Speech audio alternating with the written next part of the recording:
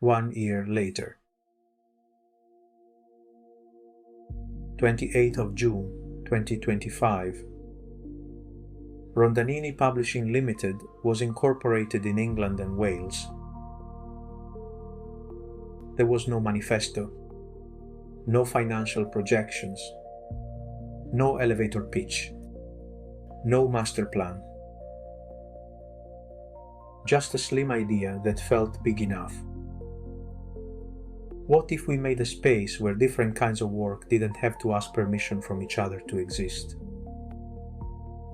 Where publishing can live alongside music, software, consulting, podcasts, education.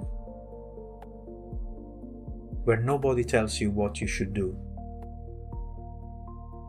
Most companies focus on one thing. Most textbooks recommend they do. Maybe they're right.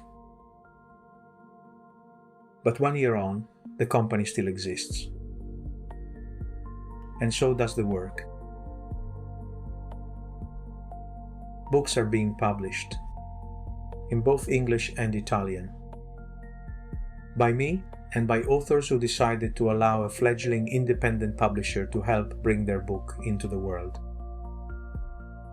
More are following, sending their manuscripts. There are conversations to be had, interest to validate, more books to be published. Musicians have joined the ever-growing roster. Albums are being released. Singles are coming. Music is being uploaded to streaming services and finding its way into digital stores. New artists are being scouted. Others are recording new material. Podcasts have launched. Others are being produced. Code was written. Websites were made. Some have endured. Others faded away. Ideas were had, sprouted. Some abandoned altogether. The consultancy is ticking over. Treasury work has been done. Some experiments failed, like I suspected they would. Some surprised me. No bestsellers emerged. The newspapers did not call. Literary prizes were not delivered to our door. But nobody proclaimed the inception of a new publishing house, which is fine by me. Because if I'm being honest, recognition was never the point of year one. Existence was. 12 months ago, none of this existed. Now there is something. People have submitted their work, agreed to go on this journey with us. Books and music and articles, clients, readers, listeners. It's small, but it's real.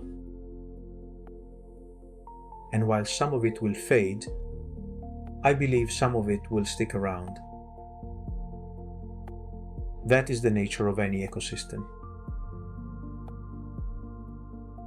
The most important question I asked at the start of year one was asked and largely answered pretty early on. Can I still create? Turns out the answer was yes. In fact, what happened surprised me more. People started to give us their creations to care for. Authors asked if they could publish books. Musicians asked if we could release their music. Readers found our books. Listeners, our records. Scarcely, but they exist. And in a world where numbers are heralded as truth, I'll take that over any metric. There was another question. Can people we have yet to meet trust our work enough to return the favor? I don't know the answer to this yet. Perhaps that is the question of year 2. I look back on this year fondly and somewhat surprised that I pulled it off. Truthfully, Rondanini Publishing is not a publishing company, at least not in the traditional sense. It's not a software company. It's not a consultancy. And it's not a record label. Rondanini Publishing is the place where our work lives, where books can exist alongside music, where code can live on the same website as poems, where essays about finance can share space with novels about art, where my curiosity is given a place to roam, free from the expectation that it needs to justify itself. I know what you're thinking. That sounds like a terrible business model. Maybe you're right. Maybe it isn't. Only time will tell. For now, 12 months after starting this thing up, we're still here. And so is all of the work that people have trusted to us.